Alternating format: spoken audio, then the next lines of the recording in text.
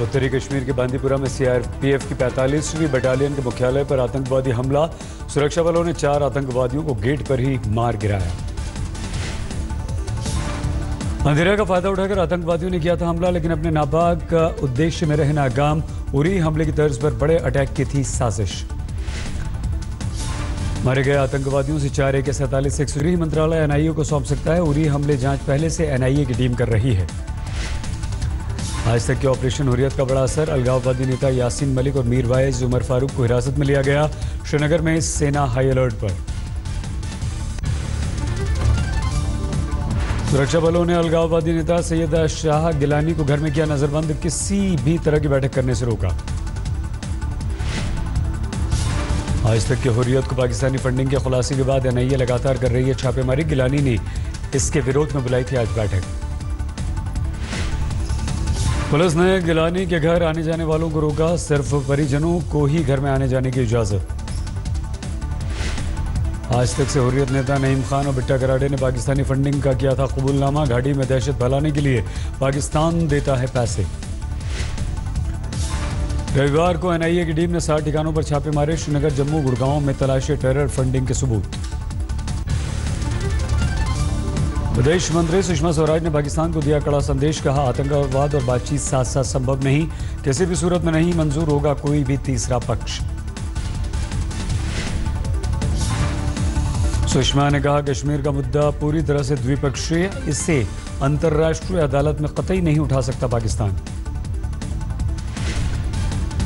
कुलभूषण को फांसी देने के मामले में सुषमा का 2 टूक जवाब। कहा, पाकिस्तान को करना होगा अंतर्राष्ट्रीय कोर्ट के फैसले का सम्मान। सुषमा का भरोसा, अमेरिका के सामने भारत उठाएगा H1 वीजा का मुद्दा। बोली, मैं इस पर ट्रंप प्रशासन के संपर्क में हूं। पीएम मोदी भी करेंगे बात।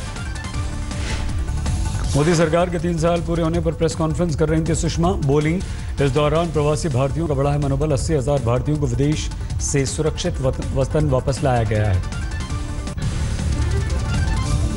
गीता और कुरान पर बोले राहुल।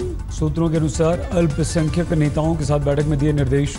गीता हो या कुरान, आस्था का करें सम्मान। राहुल ने कहा, आस्था का सम्मान जरूरी, लेकिन देश संविधान से ही चलेगा।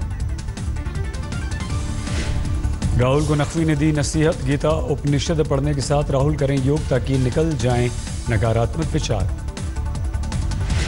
सलमान खुर्शीद का बयान, बहुत पढ़ते हैं राहुल धार्मिक पुस्तकें, हमारी सोच का स्तंभ हैं, इनका हो रहा है गलत इस्तेमाल। जीवीएल नरसिम्हा ने कहा, राहुल गांधी न तो भारत के बारे में जानते हैं और न ही उपनिषद का उन्हें अर्थ पता है। इलाहाबाद में स्वरूप रानी नेहरू अस्पताल की खुली पोल। मुख्यमंत्री के निरीक्षण के दौरान मरीजों के लिए अचानक से लगवाए 20 कूलर। स्वरूप रानी अस्पताल में किराए पर टेंट से मंगाए गए थे कूलर। पोल न खुले, इसके लिए मीडिया की एंट्री रोक दी गई। अस्पताल प्रशासन ने चालबाजी की। टेंट हाउस के नाम की जगह जूनियर डॉक्टर एसोसिएशन की पट्टी लगा दी।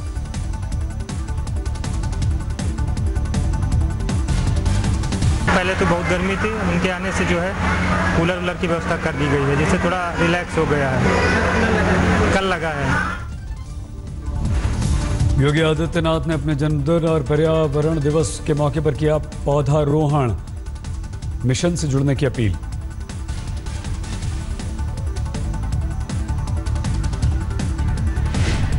आदित्यनाथ के मंच पर नजर आई मंत्री स्वाति सिंह।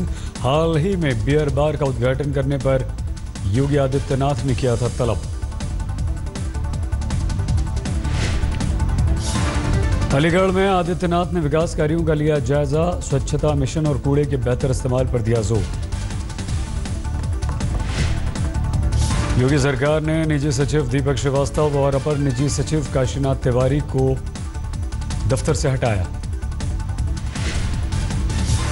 लखनऊ में कांग्रेस ने विरोध प्रदर्शन में रोकी ट्रेन। राजीव गांधी की मूर्ति तोड़ने पर हंगामा। लालू के बेटों के उम्र विवाद के सवाल से नीतीश ने झाड़ा पल्ला। कहा, जिन पर लगे आरोप वही दें जवाब। टॉपर्स घोटाले में नीतीश की लाचारी। स्टूडेंट्स और शिक्षा अधिकारियों से बोले, प्रदेश का नाम ऐसे बदनाम न करो। कांग्रेस नेता इमरान मसूद ने गौमांस का किया विरोध। मुसलमानों से गौमांस नहीं खाने की अपील। कहा, दूसरों की भावनाओं का सम्मान कीजिए। मसूद ने कहा, मुसलमान करें सुनिश्चित सहारनपुर में नहीं खुलें गौवध करने वाले बूचड़खाने। केजरीवाल के जनता संवाद का आज तीसरा दिन, लोगों की समस्याएं सुनी। भ्रष्टाचार पर केंद्र का बड़ा फैसला। सरकारी कर्मचारियों के खिलाफ 6 महीने में पूरी करनी होगी जांच रिपोर्ट। झारखंड के धनबाद में एनसीईआरटी की किताब में हैवानियत की शिकार लड़की की कहानी की गई शामिल, लेकिन अभी तक नहीं मिल पाया इंसाफ। भगवान बुद्ध की चोरी हुई। 900 साल पुरानी मूर्ति दिल्ली से बरामद। अरुणाचल प्रदेश के मॉनेस्ट्री से हुई थी चोरी। रामपुर में 15 मई को तमंचे के बल पर लूट की वारदात को अंजाम देने वाले आरोपी गिरफ्तार। मैनेजर से लूटे थे 1.5 लाख रुपए।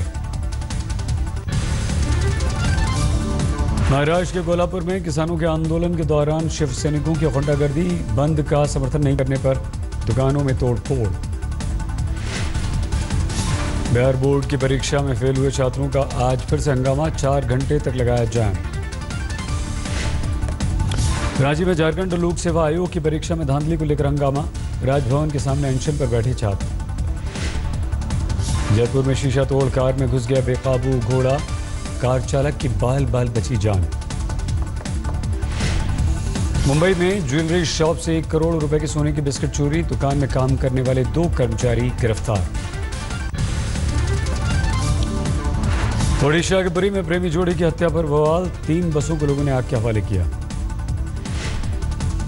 गुजरात के गोधरा में पेट्रोल पंप के बाहर खड़ी मारुति में अचानक से लगी आग, जलकर हुई खाक। कानपुर के चकेरी में प्लास्टिक गोदाम में भीषण आग।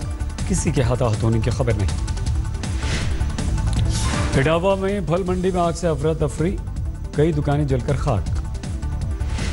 मुरादाबाद स्टेशन पर यात्रियों का हंगामा। सप्त क्रांति ट्रेन में एसी कोच में एसी नहीं चलने पर गुस्सा। जेवर में गैंगरेप लूटपाट कांड की पीड़ित इंसाफ नहीं मिलने से नाचार। एक ही परिवार की गैंगरेप पीड़ित 3 महिलाओं ने आत्महत्या करने की कोशिश की। एक और पीड़िता ने फांसी लगाकर आत्महत्या की कोशिश की। हत्या किए गए ड्राइवर की पत्नी है गैंगरेप पीड़ित। 24 मई को यमुना एक्सप्रेसवे पर लुटेरों ने कार से 4 महिलाओं को किया था अगवा। फिर किया गया था गैंगरेप। ड्राइवर को मार डाला था। मुरादाबाद में कार हरिद्वार से लौट रहे परिवार की टक्कर। 5 लोगों की मौत, 7 गंभीर रूप से घायल। उत्तर प्रदेश के बरेली में भीषण सड़क हादसे में 24 लोगों की जलकर मौत, 17 गंभीर रूप से झुलसे।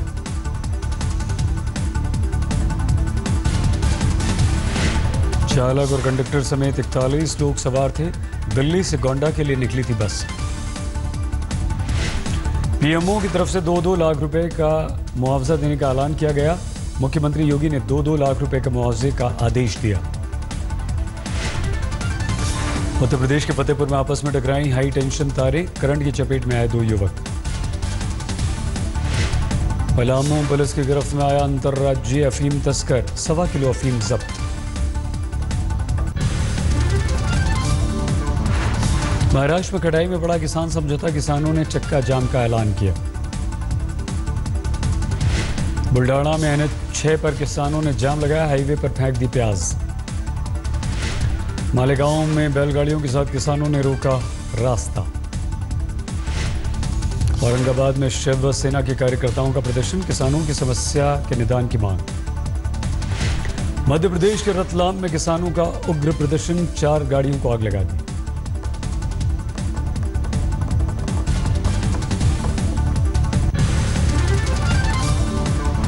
पुणे में किसानों का बंद, नहीं खुली दुकानें। किसानों के प्रदर्शन से सब्जियों के दाम बढ़े। मध्य प्रदेश के खरगोन में 100 से 200 रुपए किलो हरा धनिया। 30 से बढ़कर 80 रुपए किलो हुई हरी मिर्च। पर्यावरण दिवस पर बीजेपी अध्यक्ष अमित शाह ने रोपे पौधे। पेड़ों की सुरक्षा का दिया संदेश। मुंबई में बच्चों ने दीवार पर पेंटिंग कर दिया पर्यावरण सुरक्षा का संदेश। वडोदरा के रसूलपुर गांव के आए अच्छे दिन। एसडीएम रजत राज ने 150 महिलाओं को उज्ज्वला योजना के तहत बांटे गैस सिलेंडर। राजधानी दिल्ली समेत उत्तर भारत के कई शहरों में भीषण गर्मी। दिल्ली में 47 डिग्री पहुंचा पारा। इलाहाबाद में आसमान से बरस रही आग, 48.5 डिग्री तापमान। अमृतसर में 45 डिग्री सेल्सियस तापमान। भीषण गर्मी से लोगों का घर से बाहर निकलना दुश्वार। रेगिस्तान में गर्मी का सितम। राजस्थान के चूरू में 47 डिग्री पारा। ओडिशा में लू जैसे हालात। ज्यादातर जगहों की समीक्षा की, कहा भारतीय अर्थव्यवस्था में बड़ा बदलाव। जीएसटी लागू होने से पहले मई में सोने का आयात पिछले मई के मुकाबले 4 गुना बढ़ा। 2017 में देश में 103 टन सोना आयात। सोने की कीमतों में 40 रुपये प्रति तोले की तेजी। 10 ग्राम सोने का भाव हुआ 29,590 रुपये। चांदी की कीमतों में 70 रुपये प्रति किलो की गिरावट। 40,400 रुपये प्रति किलो हुई चांदी। 36 अंकों की बढ़त के साथ 31,309 के नए रिकॉर्ड स्तर पर सेंसेक्स निफ्टी 21 पॉइंट्स बढ़कर 9,675 पर बंद।